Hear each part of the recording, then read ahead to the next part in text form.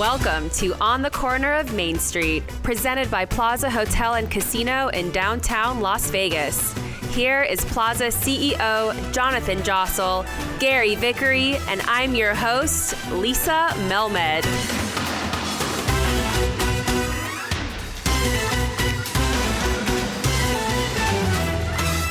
Hello and welcome to On the Corner of Main Street. Welcome back. Jonathan, you're looking very sun-kissed today. Thank you, Lisa. Good to be back with you. Nice to have you. We're missing Gary today, but we'll have Rich filling in from time to time. We had some exciting stuff here this week, but we're not going to talk too much about it because next week we're going to be doing a full recap on our 12 months since our reopening in end of May, early June. But the good news here is that we got approved for 100%, which obviously is significant, and it helps definitely get us back to where we were. But the truth is the properties were busy, and we're going to talk a lot more about what the actual meanings of that 100% is. And the other thing that's significant is the mask mandate was removed for those who are fully vaccinated. And anywhere in Las Vegas now, if you've had your vaccine, pretty much anywhere, I shouldn't say anywhere, but pretty much anywhere, you can now remove your mask. And here at the Plaza, we're very proud of our team that have done a good job in getting vaccinations. And because of that, you'll see a lot more smiles. Absolutely. It was a little weird walking around Felt naked today. Yeah, I did, actually. First time Yeah, in it's weird. more than a year walking around this property. When we go down the stairs mask. and we come in the casino, and I'm like, oh, wait, I don't know. And then you remember that you don't need it. Yeah. So anyway, it's a wonderful thing, and it's definitely, obviously, a sign that Las Vegas is back, and we will recap just what has happened in the last 12 months.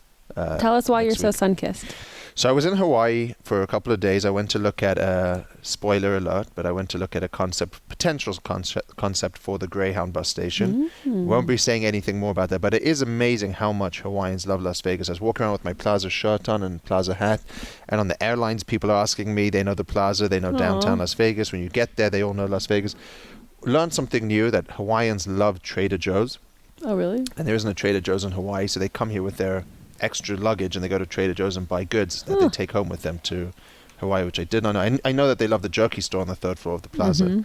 Did not know that they love Trader Joe's, but they call us the Ninth Island. They all love to gamble. They all miss Las Vegas, and they all can't wait to get back here. And maybe we'll have something in partnership with Hawaii. Obviously, across the street you have the California, which is a predominantly Hawaiian-themed hotel, and Main Street Station hasn't reopened, but hopefully that's coming soon. Wow, cool. You have, since the impending demise and now the demise of the Greyhound station, talked a lot about people you've talked to. What is the ratio so far about people you've approached and people who've approached you? Because it sounds like a lot of people have been knocking on your door. We've had a lot of people knocking on our door. Yeah, everybody wants to either know what we're doing there or know if they can do something there. But we're telling them all, let's talk, let's see what you got, and we're going to explore all options. We have a few ideas ourselves that we're holding on to, but not committing to anything. If you saw Greyhound in the last 30 days, there was a giant hole in the ground where they removed the gas tanks for the buses. So all the cleanup is now done. It's been put back. It looks beautiful. Beautiful. It's a parking lot, a beautiful parking lot, and it's going to be very, very interesting to see what we ultimately do and choose. But I think we have a lot of good leads, and we will keep it. We will leave that there until we're ready to announce more. Exciting. And I want to give a shout out. Actually, yesterday I was at Ellis Island. I went to try a new technology there called Market Tracks. If you are interested in it, you should go to Ellis Island. They have a new technology that will give markers basically to anyone based on their credit score. Similar to buying a mattress, you get casino money. And anyway, I went to try it out because we may do it over here, and someone that listens to our podcast was playing over there, and they came over and said hi. So shout out to Brian C. Nice. That's awesome. For being listening to the podcast. Hi, and Brian. I had a good time because I tried out the marker. I took a marker and I actually had a taxable jackpot on a video poker game while I was waiting. So that was fun. But yes, thank you, Brian, for listening. That's awesome. So speaking of being recognized in the news, how often do you get approached, Jonathan, for news stations to come do interviews here at the Plaza to interview you? And what's going on here? It seems a lot more recently with our 50-year anniversary, with all the different stuff we've had to go through over the last 12 months with COVID. We've been obviously in the news a lot, not just us, but as a city, as an industry, and quite a lot. But I never shy away from the opportunity for some good press. And today's guest. I think we've done a couple of shows with him where he's interviewed us. I have to say, he usually is slandering me due to fantasy football. Oh, really? Yeah, well, he invited me into his league. Jason Feinberg is who we're talking about on Fox5. And I actually have to say thank you to him because it helped me learn more about American football. This was about 6-7 years ago. Because you have to know about American football in order to be in our industry and how important it is to everything that happens in Las Vegas and the casinos. And now with the Raiders moving here, which is very exciting that they released their schedule, by the way. Ooh. Looking forward to that. That's fun. But so he helped me learn fantasy football and included me in his league. And now I won it. And so he's been talking a lot of crap about me. Have you ever been on Fox 5 with him? Yeah, a few times. And we've had a lot of our different, Oscar's gone on, the Shintas used to go on. I did a pickleball segment with him. But he definitely has a lot of audience because whenever he talks about us, people text me, oh, your friend's talking about you again. So thank you, Jason, for helping to promote the Plaza. Let's learn more about him. Today we are joined by 3-time Emmy award-winning journalist with more than 29 years of experience in television news, Jason Feinberg. Welcome to On the Corner of Main Street. Hi. 3-time Emmys. What did you win that for? So the first one was in, I think, 2008, and it was great because we just pulled over. I was with Nevada Highway Patrol and Henderson Police, and we just pulled over high school kids and pretended like we were going to give them tickets. And the cops would pull them over. They would freak out because they're probably on their parents' insurance, and it's like their first year driving. And then I'd come up, and I'd make it even more miserable on them. And I remember it was a Friday, too, so they were all excited to get out of school for the weekend. They had a football game that night. It was Coronado High School. And I'd come up with the microphone, and I'm like, oh, man, this must suck. I mean, here you are, and it's like you're probably a new driver, and and now your insurance is going to go up. Your parents are going to be mad, and and I acted like I was their friend, but I was really just trying to make good TV by making them basically cry. And and then they were bummed out. The cop is writing the ticket. Then the cop comes back to them, and then surprises them and tells them that they were wearing their seatbelt. And they're getting a gift card. Oh. Yeah, so we just freaked them out for nothing. Is this in Vegas? It was in Vegas. Okay. It was at Coronado High School. Okay. And they were I forgot if it was Highway Patrol or Henderson Police, but one of them was doing it was that whole click it or ticket campaign. Yeah. So they were trying to reward students that were wearing their seatbelts, which I'm assuming is probably one of the age groups that probably doesn't wear their seatbelts. That must have been why they're concentrating on that. Right. So I couldn't believe it. That won an Emmy. All 3 of your Emmys were while you were in Vegas? Yeah. Okay, that makes sense because you and I went to the T-Mobile a few years ago, and I was with a very, very famous DJ, and the DJ. Who walked was in. it? It was a very world-famous DJ, and he walks in, and the security sees Jason Feinberg as finally a real celebrity here, which makes sense now that you won 3 Emmys, didn't you? That was cool. I remember that night. Well, we went to a lot of shows together, but yes, that was one of them.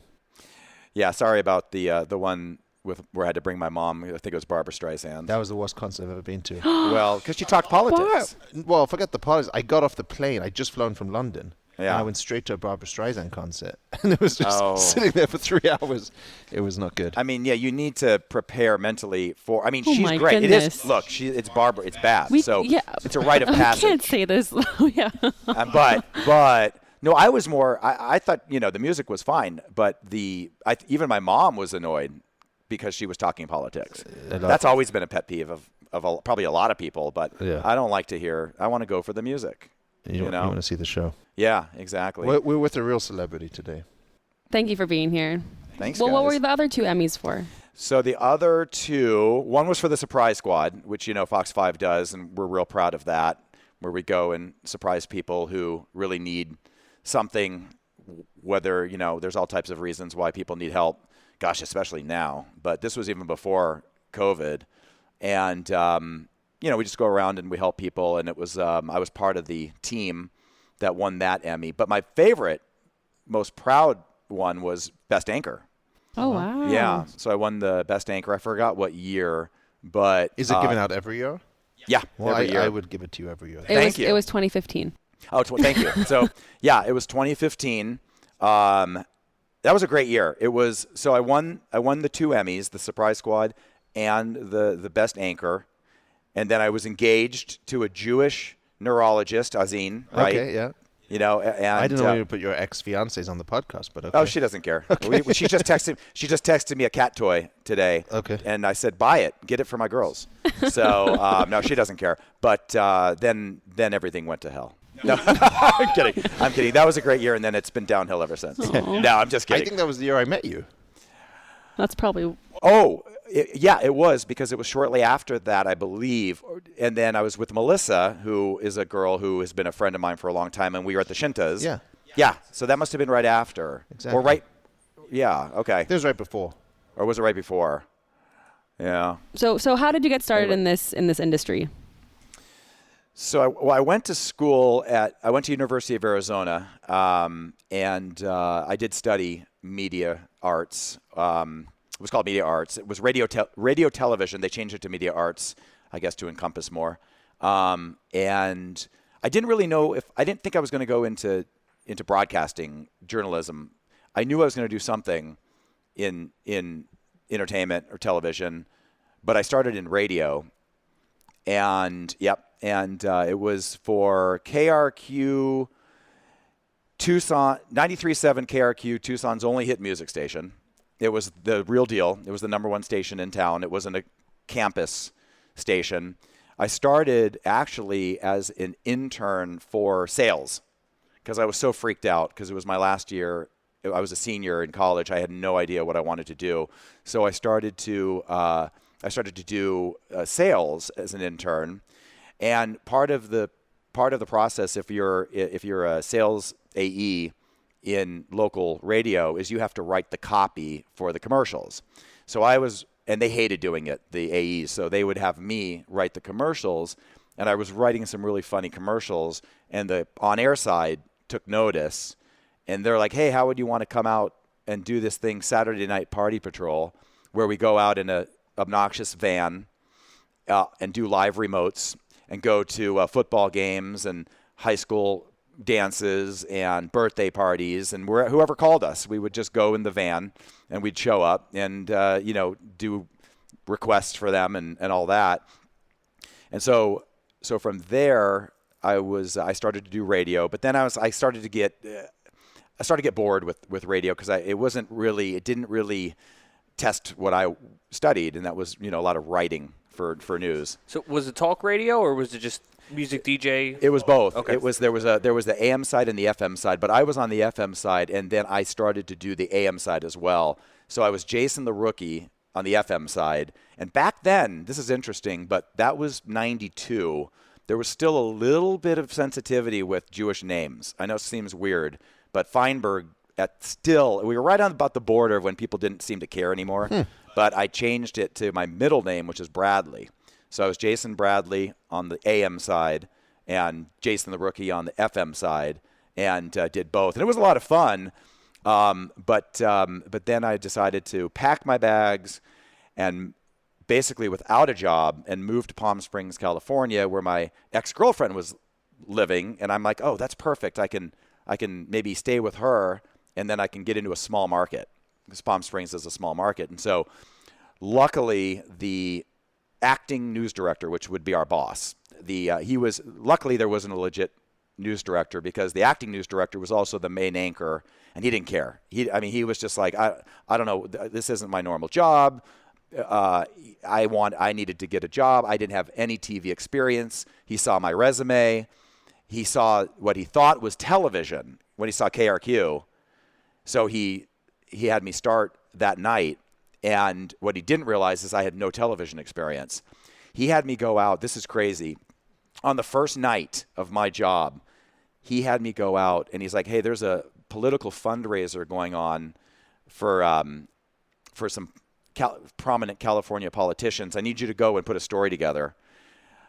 It was no joke. It was Barbara Boxer, Dianne Feinstein, and John Seymour. What about Caitlyn Jenner? It could have been. That would have been the equivalent back then without the sex change. But yeah, so I went. I had no clue what I was doing. Luckily, they were all polished politicians. So when I just put the mic in their face, they gave me perfect 15-second sound bites. Right. Got back to the station, and they loved it. They're like, "This is great." But I didn't know how to put it together, because part of the thing is when you work in a small market, as you probably know, you have to put everything together. You have to do the editing. In fact, I was lucky I didn't have to shoot the thing with the camera. I had a photographer. So I had to learn that in about 3 weeks. And then from there, it was just place to place to place. But the funny part about that whole first job was I didn't get paid. So I made a mistake by not doing television news internship in college. So I had to start. I basically said, I'll work for free, because I was a cabana boy at a 5-star hotel when Stouffer used to own hotels. It was called the Stouffer Esmeralda in Indian Wells, California. And I gave towels to basically rich people and bachelorette parties. Okay. And that was back when they had the disposable cameras. So these bachelorette parties would have me take pictures of the group of them. And it was nice, because you know how nowadays I would have been stuck taking 30 pictures, because they would have been like, can you take another one? Can you take? But there it was just like boom, boom. And whatever they found a week later is what they got. But it was cool. It was great. I made more money working at that pool than the main anchors did at the TV station. Yeah, with the tips. Yeah, it was crazy. So how did you end up here in Vegas? So from Palm Springs, I went, to make a long story short, I went Palm Springs, Reno, Midland, Odessa, Texas, Birmingham, Alabama. Bloody hell. Sounds like a tour. No, Albuquerque. It does. Albuquerque, New Mexico, Seattle, L.A. for the first time, Santa Barbara, Austin, Texas. So what are you talking about now? You just These are all the jobs. Oh, these are all the jobs I had. Yeah. As well. Then from Austin back to California to work at E, the entertainment channel. So that was my 10th job. Vegas is my 11th job. And there was many reasons why I jumped from one station to the next. Sometimes I wanted to leave. Sometimes they wanted me to leave. And sometimes they just shut down completely. And there was a few times where I remember in Reno, I worked for the Fox station, and they closed down. Right, they're like, boom, we're done with news. See ya, everybody. Here's 2 weeks. And that was it. So you moved to Vegas in what year? 2006. And why do you think it's stuck here? It's crazy, because I think it's my personality. I mean, I think I'm more of an entertainer than I am a hard broadcaster. And I think people in this town appreciate that. I mean, everything we do out here is entertainment and really high quality entertainment. What year did you start at Fox? At Fox here? Yeah. 2000. Oh, same. It's 2006. You moved out here for Fox. Yeah, I moved out. And you've been there for 15 years. Yeah. Yeah. Always as an years. anchor. Always as an anchor. Yeah. And I did, I like when I went out and did that story where I won that first Emmy, that was kind of me just volunteering to go out and do a story in the field. I normally don't. Right. I don't really like it anymore, because I did it for so long, and I'm just real impatient. And so I like to know that my show starts at 7, and I have to be there, and I know it's going to end at 11. Whereas when I worked for E, I was at the mercy of the celebrities, and I had to wait and wait. And I remember one night in particular, I might be jumping the gun, but one night in particular really stood out. It was when Paris Hilton was she was the hot celebrity, because this would have been about 2002 to 2005. And I remember they wanted me to go to, I forgot the name. It's a pretty famous hotel / hangout place. I want to say Chateau Marmont. I was about to say Chateau Marmont. In LA? Yep. In LA. Yep. So I had to go wait for her to show up, because she, like I said, anything that came out of her mouth was gold. So we waited and waited, and I was so impatient, and it was just a party. So we must have waited 3 hours. She finally got there, was walking fast, and I'm not joking. All she said was, like I said, blah, blah, blah, blah, Paris, blah, blah, blah, blah, blah, and she's like, oh, that's hot. Just like that. Remember when she used to say that? And I was like, oh, God, I'm in such trouble. When I get back to the E, they're going to be pissed because I didn't get anything. And I told them what I got, and they're like, that's awesome. That's yeah. hot. Yeah, only an entertainment channel can take that and turn it into a 3-minute story. What great work you did. Yeah. I was like, started to question. I'm like, this is really stupid. But it was fun, but it was also, just it was just frivolous. And then you were always at their mercy. If somebody wasn't feeling it, they're like, I don't want to do the interview right now. let me do it after I finish the day. So you have to wait the whole day. But you don't sort of buy into the whole Vegas nightlife stuff because you work. When I talk to you, you're waking up at 5 a.m. to be at work. You don't stay out late. You got to be up early and start your life. You have a pretty balanced life here. Yeah, that's why the weekends and when we hang out, it's always on the weekend. You've tried to get me out on weeknights, and it's rare. So what time do you have to be at work? I get up at 3, and then I'm there at 4:30. Yeah, miserable. That's when I go to bed. Yeah, no, I know. I should text you when I'm going to bed to say good night. Yeah, good morning. You guys, you should text me, and then my East Coast friends, right? And then So is that for the Moore Show? It starts with the news at 7, and then the Moore Show starts at 10. The Moore Show was originally 2 hours, but then COVID happened, and we knew that people wanted more news, and then we kind of stuck with it because the ratings were good for that 9. The Moore Show used to be at 9. And it went to 10, but then we expanded 9 to 11, so a 2-hour Moore Show, and within 2 months, COVID hit.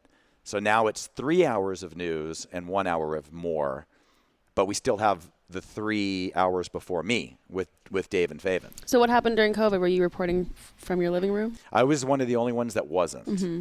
They set me up with the camera, the lights, the monitor. In fact, I still have it. They set me up. I was ready to go, but they never had me do it. Everybody else worked from home, but me and I think Faven. Right. And which was good because there was a good chance that one of my cats would have jumped onto my lap. And there's nothing I can do. They own the house. They rule. So there's nothing I can do. You were able to go to the office even during COVID and film. Yeah. You had to do the social distancing with the other news anchors. I saw all of that. I was the only news anchor, so okay. I didn't have to worry about it. Right. But now we're all back, but we're still in separate studios. So I'm in a separate studio from Alyssa, mm-hmm. and Dave Hall, he is in my studio before we share that one. And I'm getting used to it. I kind of like it, but I like it because I get stuff done if I'm not reading the actual script. A lot of times I'm doing other things, preparing for the next show. So are you writing any scripts now, or is it just what do you do? Yeah, I write, but I only write what I want to write. I don't have to write, or if the producers ask me to write something, I will. But my goal is always to make it as they put the show in, and then I take parts of it and make it funnier or more entertaining or better. So they give you free reign for that stuff? Pretty much. That's great. Pretty much. So today was a bad example, but for instance, we had a story about a job fair for the cannabis industry, and it was a drive-through, which led to all types of you either have a VW van or a Vanagon or whatever, or you don't have a car, which is hard if it's a drive-through. But then I would tell my producer, I'm like, let's put in a quick 10-second clip afterwards from Dude, Where's My Car? Or some stoner movie, or Jeff Spicoli, or something like that. So that's what I'll do. Pauly Shore. Or Pauly Shore, yeah. Or any. I mean, but you're taking serious matters and making them into a bit more humorous. Mm-hmm. Job fairs right now are very serious. We all need people to work. Everyone's doing job fairs. Every hotel's doing them. Every business is doing them. Everyone's trying to find people to work. So it's a serious matter, but you're able to take it and sort of make it into a more entertaining version of that. For sure. And but we still get all the facts out there about when it is, what it is, and if it is super serious, then I'm not going to mess with it. I usually don't start doing that stuff till, let's say, if we start at 7, probably not till 7:12 are we going to get any real fun stuff that I script. Because the more serious stuff has to come first. Yeah. And was COVID difficult just because of the political nature of it and for you to report on it with all the changing stuff? And was that difficult, or was there a sort of a certain things you had to stay away from in terms of what you could report or couldn't report? I remember we started heavily on casualties and really just mortifying statistics and things. At first it seemed important, and it seemed like people were interested, but then it really got to be scary and mundane, and it really wasn't our thing to scare people like that. Stay with us. There's more to come from On the Corner of Main Street. So when people come downtown, one of the top questions I get is about the history of Las Vegas, the history of downtown. How do they find out more about what really took place here back in the day? and all about where we came from. And I tell them there is no better guide than the Las Vegas Walking Tour. He knows everything about downtown Las Vegas from the history to the present day. That's Kelly Fairchild. He's been doing this tour for 7 years. It's 2 hours. It starts at the Plaza and you end at East Fremont Street. And he will tell you every single thing you've ever wanted to know about the history of downtown Las Vegas and more. So if you are interested, go to LasVegasWalkingTours.net and reserve a spot. And because you listen to On the Corner of Main Street, this podcast, you will get 50% off when you use the code PLAZAPOD. 50% off. That's awesome. And it's off any morning tour or afternoon tour. It's the best Vegas education you can get. And you'll learn all about the history of all these vintage Vegas casinos like the Plaza. When you're done, you can come to Oscar's and cool off with a drink. There you go. Space is limited, so make sure to book and go to LasVegasWalkingTours.net and use the code PLAZAPOD for half off a morning or afternoon tour. See Las Vegas like you've never seen it before.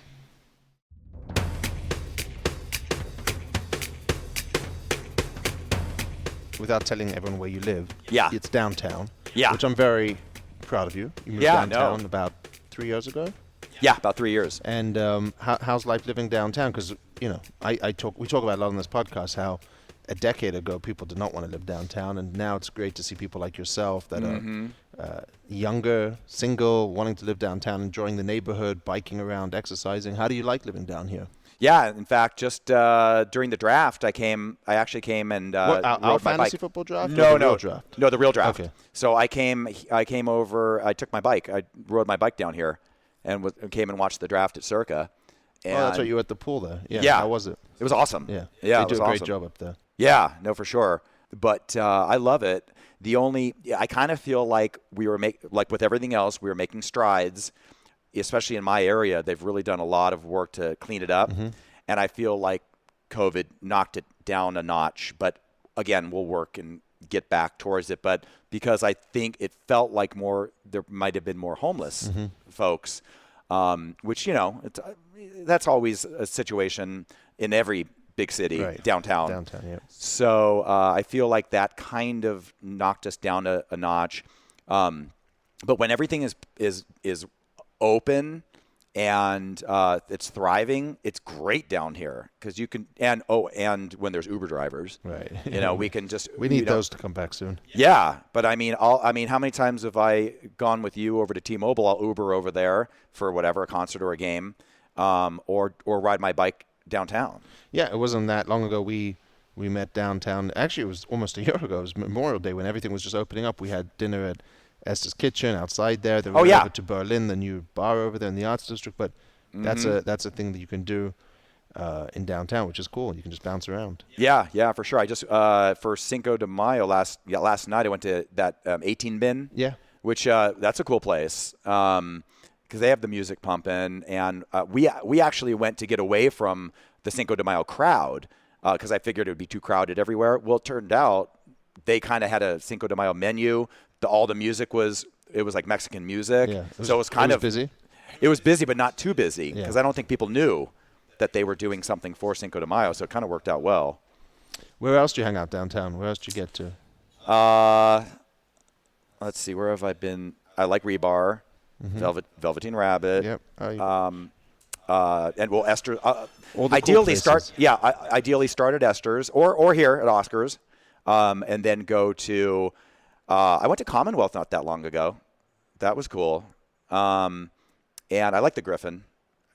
It's funny because some of the places when they were closed, and I thought they were done for. I mean, by looking at La Comida, like a few months ago. I know. No one thought it was coming back. They're Oh, out 10, God. but I'm glad they did. Yeah, I mean, it looked like the signs just looked like, oh, we're never coming back, and it was dark and ugh. And then all of a sudden, it's like they're back open. It's been packed the last few weeks. I mean, luckily Yeah. it's been unbelievable to see everything coming back. Yeah, I mean, I will go anywhere. I have followed all the rules. I heard you go to Jing.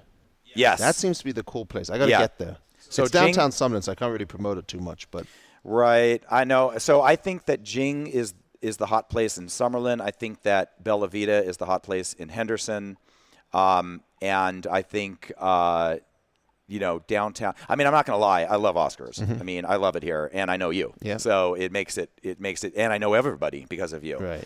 So for me, I like it here, and I like Circa because Derek is hilarious. Derek is so much fun, and he loves sports, and he loves I remember it was funny because when you won the fantasy football league, my league, I won Jason Feinberg's fantasy football competition. An Englishman won the fantasy football competition. But it did take you a few years. It took, you had to work for it. That's true. And I won the other one. I have 2 leagues, so we both won. We were both winners. But I remember that weekend of the finals, I was over, and Derek had his trophy, which was this huge monstrosity thing that they passed to the winner next to the winner, and he carried it around everywhere he went. And all you gave me was a Peyton Manning doll. Yeah, which you have in your office. I have A in my doll? office. Yeah, It's a doll. A doll? it's a plush doll that looks like Peyton, but a little cartoonish. And every year we put the initials of the winner. Wow. Yeah, Nice. I made my signature really big on it. Yeah, and Poor doll. and I Are mean, we doing it again this year? Fantasy Yeah. football competition? Yeah, we'll probably do it here if that's all right. The draft. Yeah, we'll do the draft here.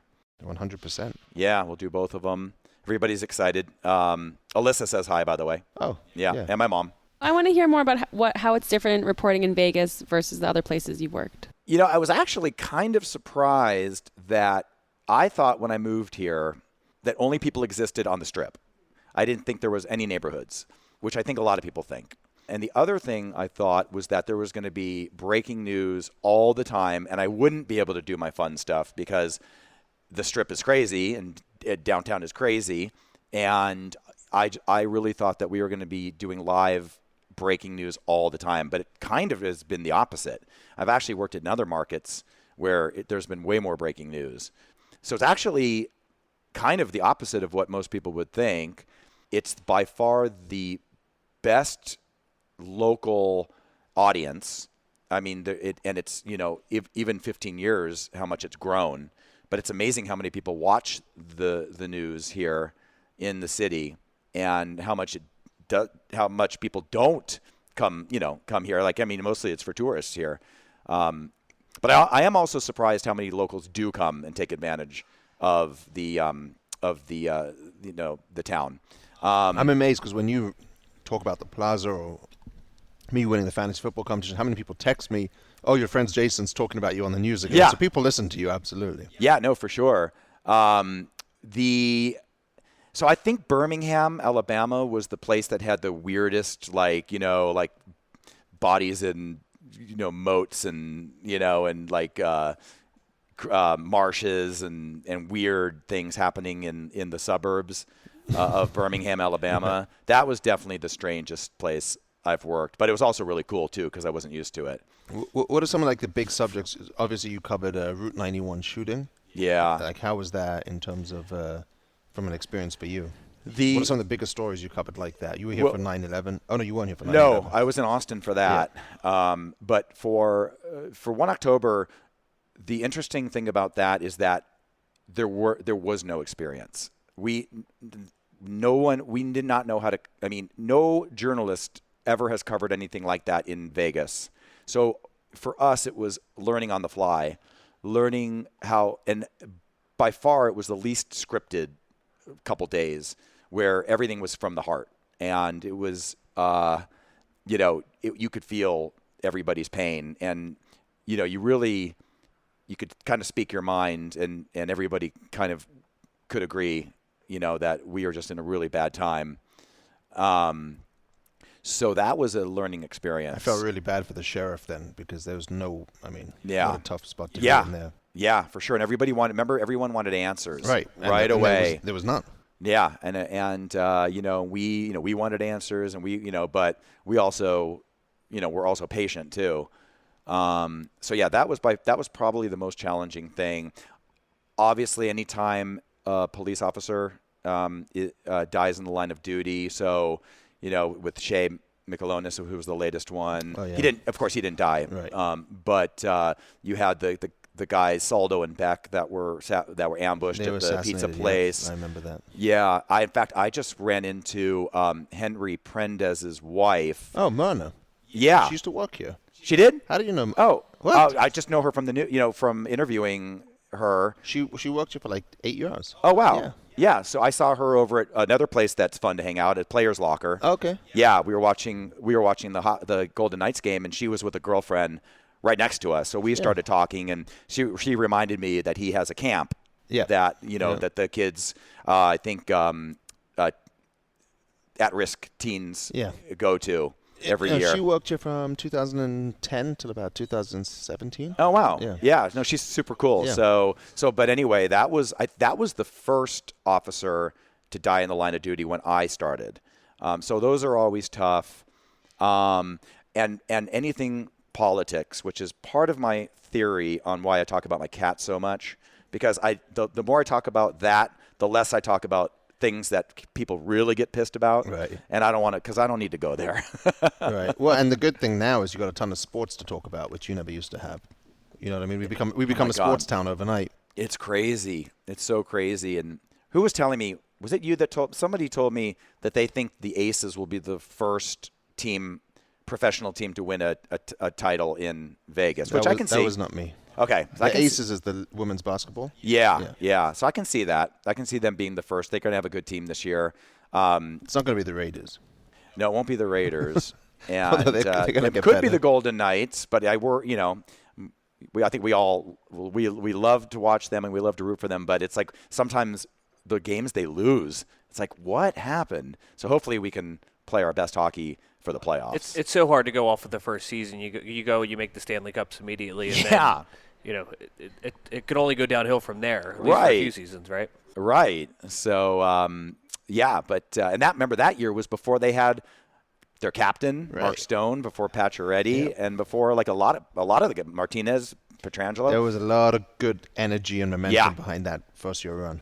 By the way, that was also a big night when we covered that first game because it was right after 1 October. That was huge. Yeah. But that was the moment that team became so important to the community. Yeah, and I remember we played the Coyotes and we creamed them. It was like 7-1 or something like that. And I kind of said to myself, you know what? I wouldn't be surprised if the Coyotes let us win that game because they felt bad for us because of 1 October. And then the team kept winning and winning and winning and winning. I'm like, okay, they're for real. That's the real deal, yeah.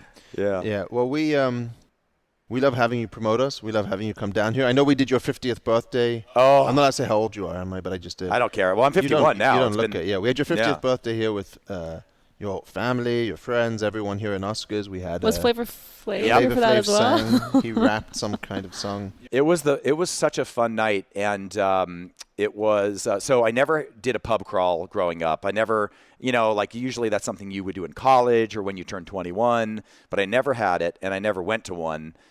So I figured that'd be so fun to do a pub crawl. So I had like 20 guys. You were invited, but you had to stay here and get things ready. I had to prepare for you. Yeah. So we had 20 people on that bike thing.